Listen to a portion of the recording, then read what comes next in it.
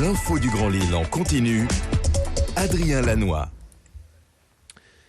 Bonjour à toutes et à tous et bienvenue sur Grand Lille TV en direct. Merci de nous accueillir chez vous, peut-être à table pour votre petit déjeuner. Bon appétit et bon réveil également si vous venez de vous lever. Bon courage si vous partez travailler. D'abord les prévisions météo en direct à 7h30 avec dans l'ensemble un temps plutôt agréable. Aujourd'hui un joli ciel alternant entre nuages et soleil. Dans l'ensemble le beau temps devrait l'emporter. Pas de pluie de prévu, vous le voyez, une belle impression générale. Attention quand même peut-être à quelques brumes matinales pour démarrer. Mais ensuite le temps calme va s'imposer avec des températures de saison. 20 degrés de prévu aujourd'hui pour les maximales pour le dernier jour de l'été, tout de même à préciser. Les prévisions complètes à retrouver bien sûr après ce journal. Un mot également de l'info trafic ce matin en direct, en temps réel, en ce mercredi. La carte de l'agglomération est déjà de sérieux ralentissements sur la fin de la RN 41 vers Anglo. Idem sur l'A25 jusqu'à la Chapelle d'Armentières, sur l'A1 jusqu'à Falampin, Seclin et Lesquin. Le mercredi matin, ça se passe souvent un peu mieux quand même que d'autres matinées. On sera ensemble bien sûr tous les quarts d'heure pour faire le point sur cette info trafic. Notez bien, voyez les secteurs qui vous concernent, soyez prudents et patients ce matin au volant. Dans l'actualité du jour, on démarre tout de suite avec l'ouverture ce samedi à Lille du bar La Citadelle, tout près de la Grand Place. Un petit événement emportant à polémique depuis quelques jours, car derrière cet estaminet flamand, tout ce qu'il y a de plus traditionnel, se tient en fait l'association régionale d'extrême droite Génération Identitaire, un mouvement qui ne cache pas ses idées réactionnaires, extrémistes, en énonçant par exemple que pour être français, il faut être blanc. Alors ici, on parle plutôt d'un club privé réservé aux membres de l'association. Le lieu existe d'ailleurs depuis janvier 2015 et vient de subir quelques travaux, d'où cette ouverture prévue samedi. Légalement, tout est en ordre. Ni la mairie ni la préfecture ne peuvent interdire ce local. Mais une pétition en ligne demandant la fermeture du bar a déjà recueilli plus de 55 000 signatures. L'association, elle, compte bien faire valoir ses idées et se défend de toute violence. Nos équipes étaient hier sur place et on rencontrait justement le responsable des lieux.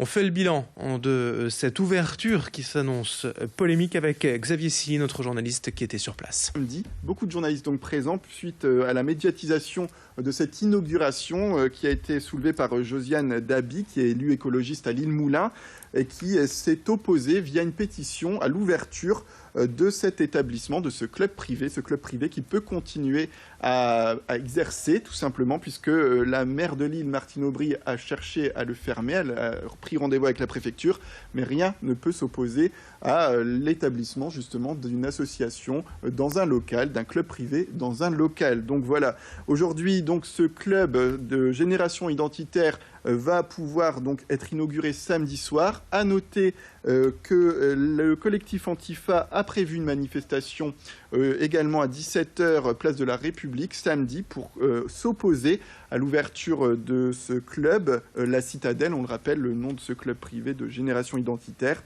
Et donc Aurélien Veressel, le dirigeant de la branche Flandre-Artois Hainaut, qui pointe du doigt ces violences qui ont déjà été plus ou moins commises, puisque déjà des membres du collectif Antifa ont tagué la façade située à côté du bar avec des tags Antifa principalement. On a pu le voir peut-être sur ces images que vous avez vues sur le off. Voilà donc un bar qui va pouvoir exercer et avoir pignon sur rue. C'est le désir de Génération Identitaire, le désir de pouvoir aujourd'hui développer leur action en centre-ville.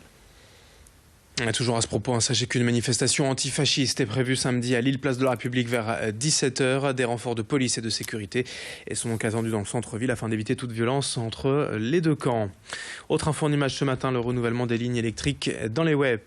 Anciennement ERDF, Enedis et ses équipes interviennent sur 4 km entre Wavrin et Saint-Gain-en-Wep afin de moderniser le réseau, renforcer sa fiabilité et la qualité de la desserte électrique. Des lignes de moyenne tension d'environ 20 000 volts sont concernées et pour cela, plusieurs équipes ont été mobilisées avec en tout 6 groupes électrogènes pour le moins de gêne possible pour les riverains. Un chantier de près de 27 000 € à la charge du distributeur et que nous présente en détail Stéphane Ledé, directeur territorial Nord Enedis, au micro de Louis Caillé. 4 km, nous allons changer un support complet et nous travaillons aussi au changement des isolateurs. Vous voyez ces petites soucoupes volantes de verre, mais aussi on va changer quelques ponts, comme on en voit ici.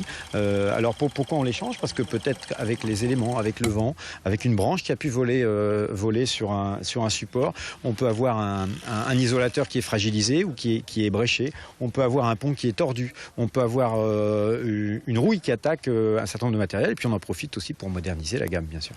On voit des isolateurs flambant neufs qui sont posés sur cette ligne moyenne tension. Mais les collègues travaillent aussi un peu plus loin sur le même type d'intervention. Ici, nous sommes en intervention avec une nacelle. Nous avons aussi des interventions en échelle sur d'autres supports. Autre info rapidement, l'agglomération fête les 5 ans du Vélil en ce mois de septembre. L'occasion de faire le point sur le déploiement de ce nouveau mode de transport. 222 stations aujourd'hui réparties dans 14 communes. Une prochaine qui devrait voir le jour entre Faches-du-Mesnil et Lille. On compte aujourd'hui 15 000 abonnés quotidiens, plus de 10 millions de voyages déjà réalisés à Vélil depuis 5 ans. Et sachez qu'une amélioration des vélos est à l'étude, notamment en termes de poids et pour ce panier qui pourrait être agrandi. On fera le bilan tout à l'heure à 7h45 avec le responsable Vélil pour Transpol. À l'occasion justement de cet anniversaire, on vous pose la question du jour, Direct Matin Grand Lille TV, avec l'arrivée du Vélil. Utilisez-vous de plus en plus souvent le vélo dans vos déplacements quotidiens? Vos réponses attendues sur grandlille.tv et l'application Grand Lille. Hier, vous étiez 63% à garder un bon souvenir de la cantine scolaire. On termine ce journal avec cette rencontre bisannuelle entre Auchan, producteurs et PME de la région. Depuis 16 ans, déjà et donc tous les 2 ans, le distributeur nordiste invite les acteurs régionaux de l'agroalimentaire afin qu'ils puissent présenter leurs produits. Ils étaient hier 138 producteurs de fruits et légumes, de viande, produits laitiers ou produits de la mer, dont 30% de nouveaux, espérant ainsi être référencés par l'enseigne. Cette rencontre permet de nouer des liens commerciaux vitaux pour les producteurs et pour Auchan. Il s'agit de trouver des produits locaux parfois innovants, ce que cherche de plus en plus la clientèle. C'est aussi une manière d'apaiser les relations parfois tendues entre 2 mondes opposés. Explication complémentaire avec l'un de ces producteurs dans la région, rencontré par Idil Gunaï. Si vous voulez, les relations avec le monde de la grande distribution, les relations sont compliquées. Voilà, elles sont difficiles. Je pense qu'il y a une partie d'incompréhension de part et d'autre. Et puis les choses ont dérapé au fil du temps. Aujourd'hui, nous sommes dans un contexte, depuis un certain nombre d'années, où des relations construites se sont faites. Et moi, je considère que ce type de salon, qui derrière débouche en amont et en aval au niveau de tables rondes organisées entre les producteurs, les transformateurs et les distributeurs, c'est de cette façon-là que nous devons aborder l'avenir, c'est de cette manière-là que nous devons travailler. C'est ainsi que se termine ce journal. Dans quelques instants, vos prévisions météo complètes avec Clotilde Leguévac. Très belle matinée à toutes et à tous.